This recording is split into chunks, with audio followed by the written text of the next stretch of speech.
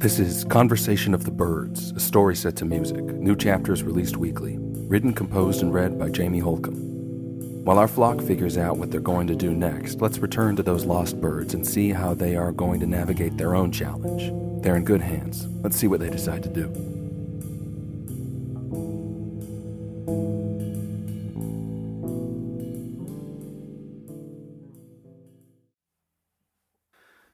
There's a tear in the mic about halfway, 1 o'clock to 6 o'clock, in the cotton thing, the soft coat that it wears, the mic. So this is the sound of that. It's kind of torn. It might have like a metallic quality.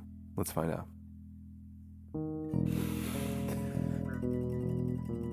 Well, it was raining on the lost birds too. Sheltering in the hollow of an ancient pine, the fishers arranged themselves at the mouth of that space to watch the storm.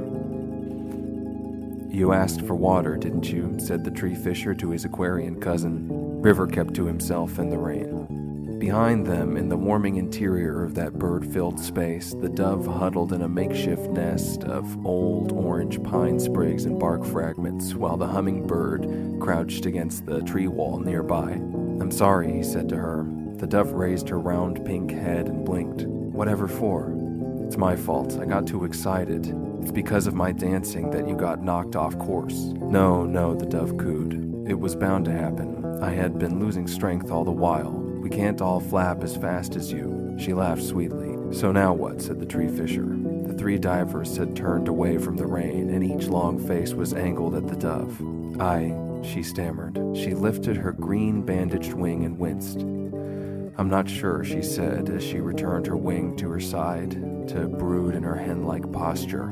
"What I see," said Corvid River, "is three options. For starters, that wing will not be healing anytime soon, which is exactly why we aren't going anywhere without you. I doubt the Smurg would be too happy to see us if we abandoned peace herself." And beneath her pink feathers the dove did blush. "Furthermore," the kingfisher continued, "it's raining. Only a fool or a mad bird would fly into a thundercloud." "We get the picture," said Dwarf. "Yeah, tell us the plan then," said Tree. "1," said River, "we stay here until Our Lady heals. Then we fly back to our respective homes to hear from some other birds how the story turned out. I can tell by your faces nobody's too keen on that option. 2, once the weather improves, some 1 or 2 or 3 of us head quickly to find the flock and give word of our predicament. Then we can all help each other. I see by your eager shifting and improved expressions that we're liking the sound of that. But then there's the last option. 3, we use magic." The hummingbird scoffed and the three fishers rounded on him. "What, you're serious?" said the hummingbird.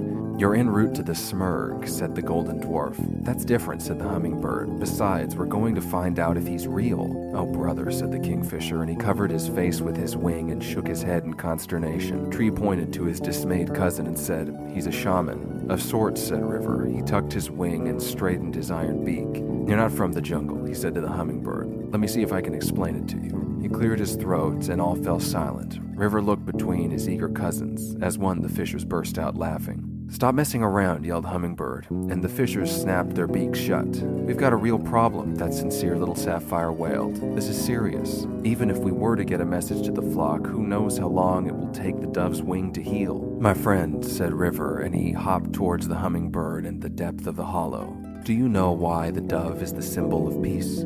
The hummingbird shook his head. "Do you understand what peace means?" The dove spoke. "Harmony," she said. "Very good," said River. "I wonder if you can understand this, however. In the jungle, trees and creepers are always falling and rotting. There are creatures that thrive in that decay, beetles and serpents. From their activity, new flowers and forms spring out of the dead. This type of transformation is what we mean when we use the term magic." "Well, why didn't you say that?" said the hummingbird. "So we'll just transform her broken wing into a working one." "Precisely," said the kingfisher, River, who had long since learned to smile at the sarcasm of the skeptics.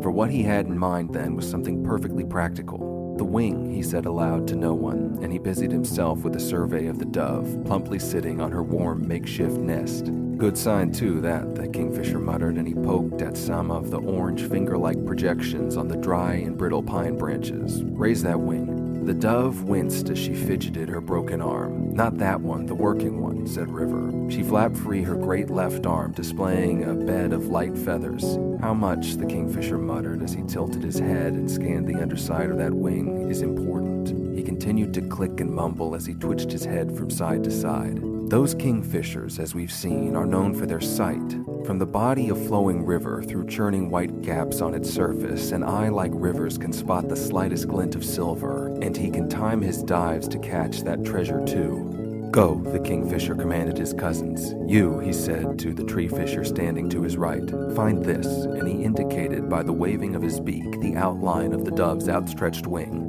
"Find this shape out there and return to us." "Storm be damned," said the tree fisher, and he dove into the rain. "You," said the kingfisher to his little cousin on his left, "make these," and he indicated the long feathers that cloak the broad wing. "Use this," River concluded, as he snatched a pine branch with his talons and tossed it to his cousin. "I must make some calculation." Who can say what's impossible? The blind can never see what they cannot touch immediately, the solid that already is and has been for centuries set in stone. The only thing that is real to some of you is whatever is directly in front of your face. Everything behind your eyes is less than a mystery, electrical impulses and chemicals significant of nothing. Who could ever have believed that a man can fly unless he already knew it to be true? The answer, my friends, is as real as your own head, despite the obvious fact that you can never see it. Without the aid of some form of reflection, that is. And the kingfisher's eye had been so well trained, honed by countless generations of morphing crows. How did his ancestors come to persist in their desire to become what they are today? It was possible. It was possible for a bird to swim, just as it was possible for a snake to fly.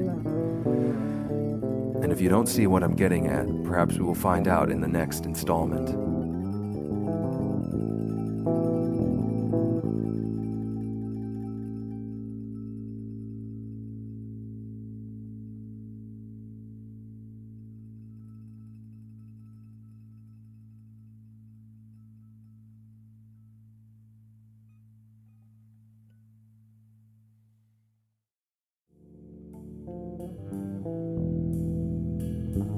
This has been Conversation of the Birds, a story set to music, with new chapters released weekly. Written, composed, and read by Jamie Holcomb. Produced by Supermoon. Join us next week for our next installment. If you'd like to check out more from Supermoon, visit us on TikTok or at our website, gosupermoon.com. That's GOSUPERMOON.com. The quest continues next week.